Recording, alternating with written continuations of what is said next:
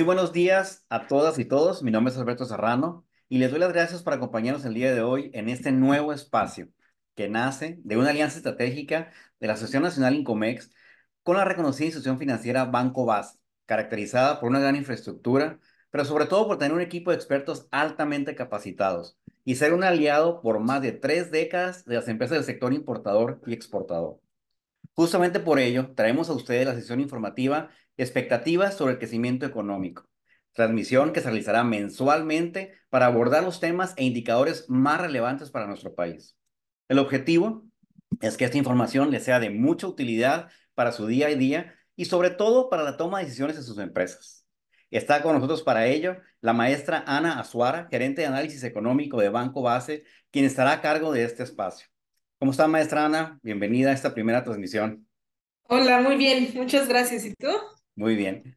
Bueno, a la audiencia también les recordamos que pueden depositar sus comentarios o preguntas en la sección de Q&A que se encuentra en la parte central inferior de sus pantallas de Zoom. Todos los mensajes vamos a considerarlos para mejorar el contenido de esta sesión informativa.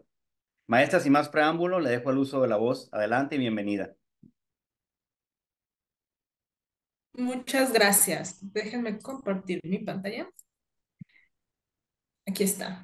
Pues bueno, empezamos con la plática, empezamos con las expectativas económicas en general. Digo, ya sabemos que hasta el primer trimestre del año la economía de México creció 1.9% y si bien el crecimiento económico en México ha sido bastante fuerte, pues vemos cómo ya se está desacelerando, ¿no? El crecimiento económico.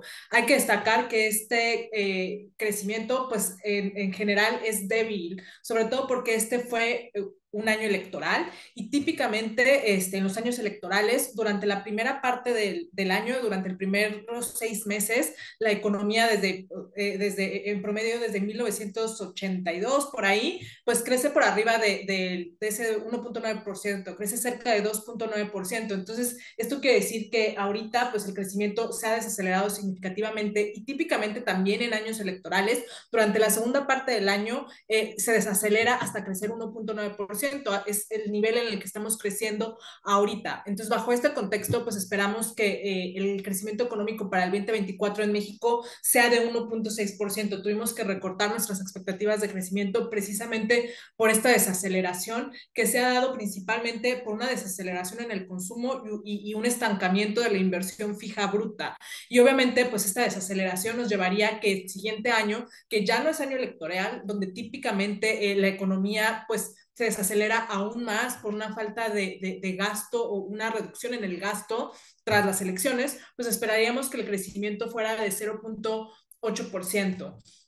Si comparamos el crecimiento económico por sexenio, pues el crecimiento económico de ha estado bastante rezagado, por así decirlo. No ha crecido de manera significativa como lo hizo en los sexenios anteriores. De hecho, no ha crecido tanto en este nivel desde el sexenio de Miguel de la Madrid. Obviamente, en gran parte, este crecimiento pues limitado se dio por la pandemia, además de que la recuperación económica tras la pandemia para el caso de México pues fue sumamente lenta, ¿no? Y bueno, para el caso del PIB per cápita vemos que el crecimiento, de hecho no es crecimiento, es una contracción de 0.7%, lo que nos habla de que es un sexenio perdido pues en general para las personas, ¿no? No hemos visto una contracción desde el sexenio de Calderón, que se contrajo 1%, y digo, también sabemos que en el sexenio de Calderón hubo todo este tema de la crisis subprime, que también pues fue en gran medida por esto que hubo esa contracción. Como les mencionaba, pues el consumo, sobre todo a partir desde finales del 2023, se ha desacelerado de manera significativa y esto se debe en gran medida por las altas tasas de interés que tenemos en México y la amplia inflación. Adicionalmente a esto, digo, ya no estamos en el superpeso, pero si recuerdan, el superpeso generó que la capacidad de compra por las remesas que entraban a México pues se redujera, ¿no? Porque pues, si te mandan $100 y luego el peso pues, se aprecia, pues con esos $100 compras menos, ¿no? Entonces eso también fue uno de los factores que causaron que empezara a desacelerar el consumo, independientemente de que pues hemos roto máximos históricos en las remesas. Precisamente por eso es que se han roto máximos históricos. A la gente ya no le alcanzaba y entonces tenían que pedirle pues, a los paisanos que mandaran mucho más dinero. Esto nos lleva a que el consumo en este sexenio, va a crecer, digo, hasta ahorita es acumulado de lo que va hasta hace poco, 5.37%, y evidentemente los bienes que más se vieron o se han visto beneficiados fueron los bienes y servicios importados, ¿no? Por el tema precisamente de que tuvimos el superpeso, mientras que los bienes nacionales pues han sido los más rezagados en parte del crecimiento en el consumo.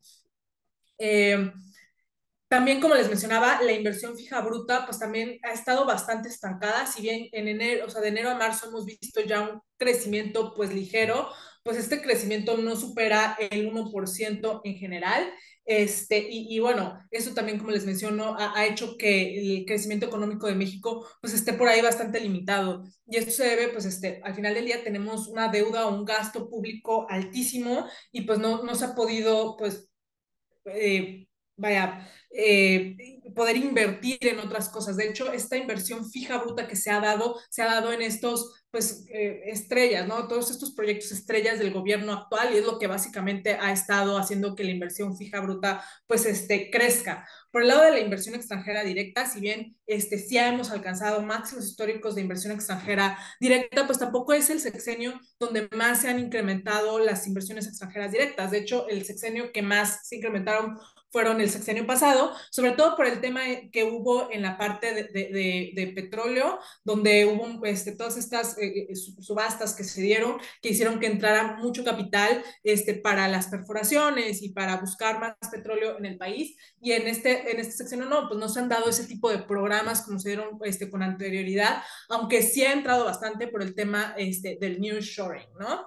Pero si vemos la entrada de capitales en la parte, o sea, así desglosado, también la entrada de nuevas inversiones a México se ha desacelerado de manera significativa. O sea, gran parte en el 2023 y lo que va del 2024 de la inversión extranjera directa se está dando por reinversión de utilidades. Esto quiere decir que, pues, no están saliendo, ¿no? O sea, no están sacando las utilidades, lo siguen reinvirtiendo para generar un crecimiento en plantas, etcétera, lo que te habla bien por un lado en el sentido de que siguen viendo como confianza en el país, pero por el otro, el hecho de que las nuevas inversiones estén vaya, no estén incrementando o no representen un porcentaje altísimo de las inversiones extranjeras directas, significa que también pues existe cautela y que México no ha podido pues impulsar la parte del nearshoring, no se ha podido beneficiar al 100% del nearshoring y está bastante rezagado y nos habla de áreas de oportunidad, ¿no?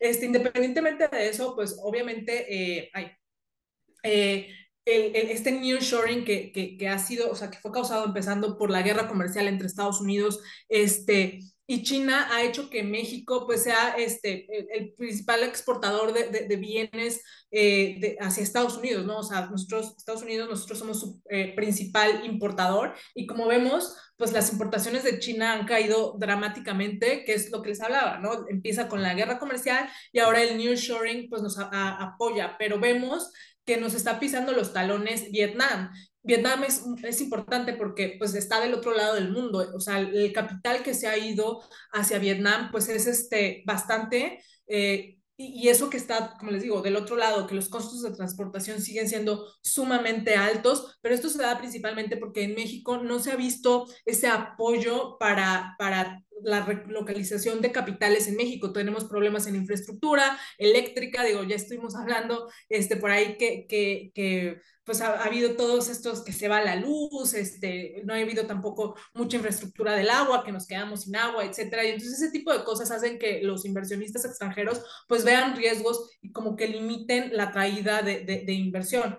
Independientemente de esto, pues obviamente por la cercanía con Estados Unidos y el hecho de que los costos de transportación son sumamente bajos, pues eso ha apoyado las importaciones de México hacia Estados Unidos. Y el otro factor importante, digo, como ya sabemos desde tiempos remotos, pues el crecimiento económico de México también está súper ligado del crecimiento económico de Estados Unidos. Y el crecimiento económico de Estados Unidos también, o sea, parece que están en esteroides. Digo, obviamente se ve una desaceleración, al igual que en México, en el crecimiento económico a tasa anual. Durante el primer trimestre, Estados Unidos creció 2.8%. Si bien esto es bastante o sea, como crecimiento económico, los estadounidenses no ven este crecimiento como muy significativo, sobre todo porque también en Estados Unidos, al igual que en México, pues este es un año electoral. Típicamente en años electorales, el PIB, sobre todo cuando un presidente busca reelegirse, el crecimiento económico es por encima del 3%, alrededor del 3.86%, si mal no recuerdo, y entonces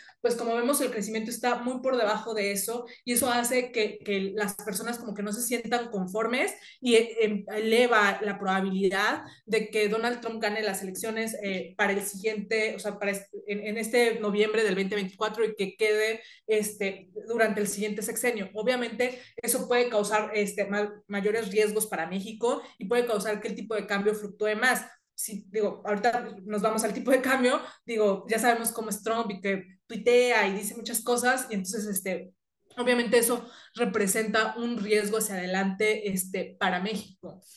También para Estados Unidos la inflación se mantiene alta, si bien en el último datito que salió de inflación, pues hubo una ligera desaceleración. Desde diciembre hasta el mes de abril, la inflación estuvo elevándose, hubo un incremento en los precios en Estados Unidos, que también es un alto riesgo, porque eso quiere decir y eso ha hecho que las expectativas de recortes a la tasa de interés de la Reserva Federal pues se haya como que enviado o empujado hacia más adelante porque pues, la inflación sigue siendo alta. De hecho, se espera que hacia el cierre del año la inflación de Estados Unidos esté en cerca del 3.5%, que es muy por encima del objetivo de inflación que tiene la Reserva Federal, que es del 2%, ¿no? Entonces esto nos habla de que las tasas de interés pueden seguir elevadas. Obviamente no se espera que la Fed eleve las tasas de interés, pero el hecho de que la inflación se acelere o que se mantenga alta y sea más difícil bajarla, pues nos habla de que todavía hay muchos riesgos alrededor de los precios, ¿no?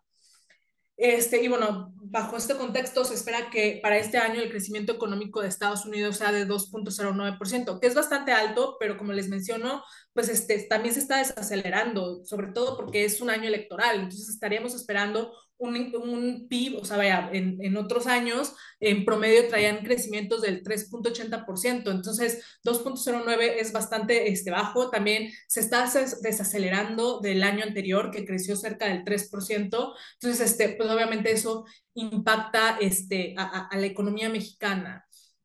Si seguimos adelante, volviendo un poco a México, digo, ya hablamos del nearshoring y de esto, volviendo un poco a México, que todavía hay muchos más riesgos para el país, sobre todo para la parte fiscal.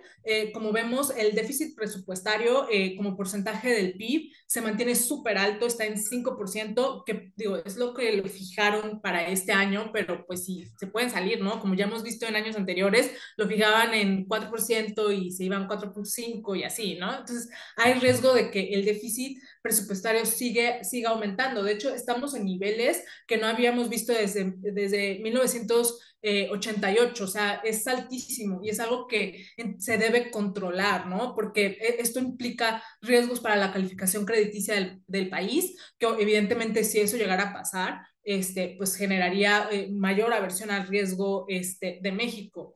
Y bueno, también es delicado porque hacia el siguiente año, o sea, para el siguiente, para 2025, dijeron que ellos, o sea, que estaban buscando bajar este déficit del 5% al 2.5%, algo que es muy poco probable que suceda por dos factores. El primero, digo, aquí les pongo una flechita para que vean, inclusive si la siguiente administración dijera de que vamos a recortar o eliminar todos los proyectos prioritarios, el gasto, o sea, este déficit solo caería al 4.3%, o sea, del 5% al 4.3%. Obviamente esto no va a ocurrir, ¿no? Pero para que se den una idea, o sea, si recortaran todo eso, no sería suficiente para alcanzar ese 2.5%. La única manera para alcanzarlo e irse por debajo de eso es si eliminaran todo el gasto de inversión. ¿Qué quiere decir esto? O sea, que si dijeran, ¿saben qué? El próximo año no vamos a gastar en creación de carreteras, en infraestructura, etcétera, etcétera. Todo eso, el déficit sería 1.7%. Obviamente es algo que no va a suceder y precisamente por esto va a ser súper, o sea, súper improbable que bajen el déficit a menos que hagan algún tipo de reforma fiscal. Es lo único, o sea, vaya, tendrían que recortar gasto, evidentemente, pero también tendría que haber una reforma fiscal donde tenga, o sea, donde pueda haber una mayor recaudación de impuestos, ¿no? Para poder llenar como que este hueco y poder llevar, o sea, reducir el déficit al 2.5% que ellos anunciaron, ¿no? Este, por la parte de la inflación en México, la inflación también permanece bastante fuerte. De hecho, los datos de inflación que salieron el lunes, no solo la inflación general, sino la inflación de servicios, o sea, la subyacente y la no subyacente se elevaron de manera significativa. Y esto nos habla que también hay riesgos de presiones inflacionarias para México, sobre todo porque ha habido un aumento en la parte agrícola, que ya sabemos que con todos estos cambios climáticos, los precios de los agrícolas pues han estado elevándose, y también en los precios de los energéticos, sin hablar de los precios de las viviendas que permanecen altos, los precios en la parte de educación, salud, etcétera, todo eso, ¿no? Entonces, nos habla de que las presiones a la alza para la inflación, independientemente de las altas tasas de interés que tenemos, pues no se han recortado, ¿no? O sea, sigue siendo alto y se espera que hacia el cierre del año la inflación se mantenga o, bueno, se desacelere, por así decirlo, que estamos básicamente en los mismos niveles, a 4.60%. Esto es también bastante alto porque, a diferencia de la Reserva Federal, pues Banco de México tiene su objetivo de inflación en 3% más menos uno, ¿no? Entonces, 4.40 está todavía por encima del rango alto que tiene este Banco de México como objetivo, ¿no? Y como les decía, esto nos habla que seguramente las tasas van a permanecer altas por mucho más tiempo. De hecho, esperamos que hacia el cierre del año la tasa de interés en México pueda a lo mejor reducirse ahorita estamos en 11% a 10.25%, digo, habrá que ver cómo evoluciona la inflación, pero si la inflación no se desacelera, o sea, sigue acelerándose, pues obvio, es poco probable que la Banco de México decida recortar la tasa, pero bueno, independientemente de esto, esperamos que al cierre de año la de México esté en 10.25 y la de Estados Unidos en 5.25. Como les mencionaba, para la parte de Estados Unidos, pues la Fed ya ha dicho que es altamente probable que solo hagan un recorte a la tasa de interés, posiblemente vaya a ser en diciembre. Y bueno, independientemente del recorte, pues el spread entre ambas tasas de interés va a mantenerse alto y esto quiere decir que vamos a tener, vaya, México, por así decirlo, va a seguir siendo atractivo como para inversión, ¿no? Porque obviamente sabemos que, pues, ¿qué prefieres, no? Que te paguen 10.25 o que te paguen 5.25, ¿no? Entonces es uno de los factores que hizo, que llevó este flujo de dólares a México y que hizo que el peso tuviera este superpeso, ¿no? Que ahorita pues ya es como un poco tema del pasado, ¿no? Pero el hecho de que se mantenga este spread va a hacer que las presiones a la alza para el tipo de cambio no sean tan fuertes. Y bueno, yendo hacia la pregunta de los 29.000 millones, ¿qué ha pasado con el tipo de cambio y qué puede pasar con el tipo de cambio? Es pues sencillo, ¿no? Ha habido presiones a la alza a partir de las elecciones en México. Si bien el mercado ya esperaba o sea, que hubiera una continuidad en el partido, pues no esperaban esta como arrolladoras, o sea que se llevaran todo, casi todo el Congreso y que fuera muy fuerte, ¿no? Y el hecho de que se hayan dado estos resultados, pues sabemos que ha generado como preocupaciones porque pueden haber reformas constitucionales y al mercado pues no le gusta este riesgo, ¿no? Lo que pueda pasar, esta incertidumbre, y ha llevado de hecho a que el tipo de cambio se fuera a 18.99 pesos por dólar, que fue lo máximo que tocamos la semana pasada. Digo, ahorita vemos una corrección a la baja del tipo de cambio que es típica, ¿no? Normalmente es como escalonado el tipo de cambio, ¿no? Ya sea a la alza o a la baja, toca niveles y se regresa y así va, ¿no? Pero bueno, independientemente de esto, esperamos que en el año el tipo de cambio se pueda dirigir hacia por arriba de los 19 pesos por dólar, que inclusive pueda alcanzar los 19.50, porque todavía faltan muchas cosas. Las elecciones de Estados Unidos, que son en noviembre, que típicamente eso causa ahí volatilidad cambiaria, y además todo, como les mencionaba, todas estas propuestas, cambios constitucionales que empiezan a discutirse en septiembre de este año, ¿no? Entonces, evidentemente, todavía hay bastantes riesgos para México en general. Y bueno, hablando de riesgos, les hago un summary de los riesgos que que puede haber hacia adelante, que son la verdad bastantes, entre ellos, pues como hablamos, son las elecciones a la presidencia de México, todo lo que pasó en el Congreso de la Unión, existe este riesgo de que haya un deterioro en la gobernanza y que eso puede impactar el crecimiento económico, ¿no? La falta de infraestructura, que como mencionábamos, pues ha habido apagones y no hay agua y etcétera, y obviamente eso ha frenado y puede frenar el crecimiento de la inversión fija. También el déficit presupuestario, como les decía, que es altísimo y que es muy poco probable que lo puedan mandar al 2.5% sin reformas.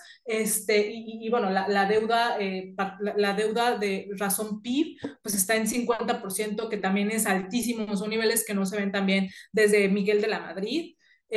Hay posibilidades de calificación, de recortes en la calificación crediticia en México, sobre todo, digo, no mencioné Pemex porque tenemos el tiempo limitado, pero bueno, Pemex sigue siendo, o sea, la deuda de Pemex, el hecho de que le tengan que soltar mucho dinero y que pareciera ser que esto no se va a acabar, también puede generar recortes a la calificación crediticia y obviamente mayor aversión al riesgo en México y una mayor volatilidad cambiaria. Falta todavía todo lo que sucede con el TEMEC, que si la parte del maíz, ¿no? Que están todavía discutiendo, la parte energética y lo que se vaya agregando. Por ahí hace un par de días también pusieron como una demanda hacia Morelos, creo que fue Canadá, para esta parte del sector laboral que están inconformes, ¿no? Entonces cualquier otra inconformidad que pueda haber por el lado del TEMEC, pues va a seguir causando riesgo sobre México. En el 2026 está el Sunset Clause, donde van a otra vez hacer toda una revisión al TEMEC, que evidentemente se espera que pueda generar bastante riesgo. Las tasas, como les decía, la inflación se mantiene alta, hay posibilidades, ya hay riesgos a la alza para la inflación, que eso hace que las tasas de interés permanezcan bastante altas, que sigue siendo un riesgo para el consumo en México y para el crecimiento en general. Y bueno, esos como riesgos internos y como riesgos externos, pues también está en Estados Unidos, pues las elecciones, el Congreso de Estados Unidos, todo este tema del fentanilo, que si va a quedar Trump y no, y que si queda Trump, pueden poner a lo mejor algún tipo de cierre en la frontera para impedir el tránsito del fentanilo, de migrantes, o sea, cualquier tema de esos que pueda traer Estados Unidos, obviamente le pegarían a las exportaciones en México y al crecimiento económico del país. Una desaceleración económica en Estados Unidos, digo, sabemos que la economía de México y la de Estados Unidos está siendo súper ligada y obviamente una desaceleración allá pues implica una desaceleración en México y también como en México, en Estados Unidos después de años electorales, pues ellos también reducen su gasto y se desacelera típicamente, ¿no? También las guerras continúan, no sabemos si la guerra en Medio Oriente se va a expandir a más países, sabemos lo que está pasando, por ejemplo, Hezbollah de Líbano, que es Irán y todos estos temas, obviamente pueden causar que haya amenazas para la parte de las cadenas de suministro y para la parte de la oferta y que los precios en general se eleven, ¿no? Entonces, hay mucha incertidumbre hacia adelante, hacia cierre del año y hacia el siguiente año, que pueden causar que el crecimiento económico de México pues se desacelere aún más y mayores presiones cambiarias, ¿no? Y como les decía, todo esto nos habla de que el tipo de cambio es mucho más probable que se vaya a 19.50, que regresemos a los niveles que estábamos hace un par de meses, o sea, en mayo todavía estamos en 16.62, si mal no recuerdo, ¿no? Pareciera que ya pasaron milenios de eso, pero no. Y bueno, por mi parte es todo. No sé si tengan dudas. Sí, Ana, una pregunta. ¿Cuáles son los principales temas que afronta la próxima administración y los principales obstáculos en tema de económicos y fiscales? Yo creo que los riesgos, o sea, inminentes en México son Pemex, evidentemente, que ya dijeron ellos que no, pero pues obviamente sí es un riesgo por la deuda que se traen. La deuda en México, o sea, todo este déficit altísimo que tenemos, o sea, que es insostenible que se mantenga en esos niveles. Y como les digo, es muy poco probable o sea, a menos que de verdad hagan una reforma fiscal y tengan mayores ingresos, pues va a ser poco probable que lo puedan, pues, ¿cómo se llama? Controlar. ¿Y qué otra pregunta era? ¿Los riesgos sí? Y los obstáculos que se... Los obstáculos, Pues, o sea, también son muchísimos, por ejemplo, en la parte del nearshoring todo estos problemas que tenemos de infraestructura, pues son obstáculos para el crecimiento, ¿no? Es algo que se tiene que arreglar, todo el tema de la electricidad y la falta de agua, si queremos traer mayores inversiones a México, pues se tiene que arreglar sí o sí. Entonces, yo creo que van a ser obstáculos, toda esta parte de energías renovables que vamos súper retrasados, son de las que se me vienen a la mente. Bueno, otra pregunta dice, ¿el posible regreso de Trump a la presidencia podría representar un riesgo económico para México? Mira, Trump siempre ha sido Ay, parece que se nos cortó ahorita Ana. Bueno, si no la podemos recuperar en estos minutos, vamos a hacer llegar las preguntas para estar, para poder resolver, contestar y por enviarles la por correo. migración, que está muy enojado con eso. Perdona, te cortaste Ah, completamente. Dime. perdón. Sí, ¿Ya ibas me a contestar. escuchan? No, sí, ya, Ah, ok, no, perfectamente. ok. Desde el Bueno, inicio porque se entonces, perdió toda la respuesta. ok, sí, no se preocupen. Uno de Trump sería, digo, Trump es como que al principio, no sé si se acuerdan cuando entró Obrador, pues eran como amiguis, ¿no? Entonces siempre fue así como que su lado de corazoncito para López Obrador, pero sí hay muchos riesgos, o sea, vaya, Estados Unidos y Trump como que odia a China, ¿no? Entonces eso nos beneficia a nosotros, pero está todo el tema del fentanilo, todo el tema de la migración, y sabemos que de repente le agarra, pues, digo, voy a sonar a lo mejor mal, pero la loquera, ¿no? Se aloca Trump y que cierre la frontera o que haga algo así, pues sería un riesgo para México. Y obviamente, digo, sus tweets, digo que ya no es tweet X, sus X que pueda decir, pues obviamente eso puede generar volatilidad cambiaria, ¿no? Digo, el mercado ya lo espera, no esperamos que sea como en el 2016, que se den bandazos tan amplios, pero sí puede generar ahí todavía riesgo. Y obviamente que Trump quede, pues puede hacer que pongan como cambios fiscales allá y que hagan que sea mucho más atractivo llevarse el dinero hacia Estados Unidos y que en lugar de que haya un nearshoring, o sea, que se vengan a México, que se vayan a Estados Unidos, ¿no? Y entonces ahí sería un tema de que pues, todavía, si ya tenemos problemas aprovechando el nearshoring, que todavía haya mayores problemas en ese aspecto, ¿no? Ok, Ana, dos preguntas más. Una, no sé si sabes sobre alguna reforma que se esté planeando, sobre todo fiscal, y qué aplicaría, o sea, o qué se está planeando. No sé si tengas algún conocimiento de algo. La verdad es que son puras hipótesis lo que hay ahorita, porque digo, por ahí dijeron, salió a decir Sheinbaum hace un par de días que no van a hacer como reforma, que lo que van a hacer es una mejora para que sea más rápido y puedan tener más dinero y así, pero así como están las finanzas públicas y si quieren seguir gastando como están gastando, pues necesitan recolectar más dinero, o sea, no hay otra, o sea, no tienen otra opción. Entonces, digo, ellos no han dicho nada, y sería como que muy, muy aventurado, pues, sabes, hacer hipótesis y cosas así, pero sí, o sea, sí tienen que, o sea, si quieren bajarlo al 2, o sea, si de verdad su objetivo es bajarlo al 2.5%, tienen que aumentar los ingresos, a menos que también hayan por ahí así dicho de que ese es nuestro objetivo, pero no lo vayan a alcanzar, ¿me explico? Porque también puede ir por ahí que digan, así como para ponerlo bonito, de que sí, nos vamos a arreglar. Y después, en lugar de tener 5%, que lo bajen al 4.5%. O sea, eso es más normal, ¿me explico? O Ujú. sea, que vayan paulatinamente y sea su objetivo como a largo plazo, ¿no? Claro. Una última pregunta. ¿Nos podrías comentar sobre los ingresos y deuda externa? Ingresos y deuda externa de México. Sí, de México. Ahorita no tengo el dato, pero me lo puedo quedar ¿cómo se llama? De tarea y se los mando. Ok. Bueno, pues muchas gracias por tu participación, maestra Ana. Excelente información. Hemos llegado al final de esta transmisión. Agradecemos a todos los que nos acompañan y nos vemos y escuchamos en la siguiente sesión informativa, expectativas sobre el crecimiento económico del mes de julio. Excelente día para todos. Muchísimas gracias, maestra Ana. Nuevamente, felicidades por toda la información que nos presentas. Saludos a Gracias todos. a ustedes.